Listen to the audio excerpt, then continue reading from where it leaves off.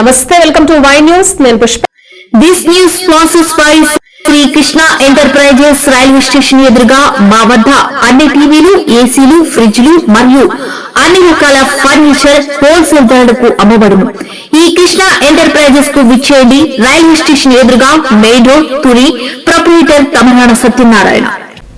అనకాపల్లి జిల్లా తెలుగుదేశం పార్టీ సొంత భవనం సమకూర్చుకుంటోంది. కొత్తూరు మేజర్ పంచాయతీ గ్రామంలో నిర్మించే అనకాపల్లి పార్లమెంట్ తెలుగుదేశం పార్టీ నూతన కార్యాలయ భవనానికి ఇవాళ శంకుస్థాపన జరిగింది.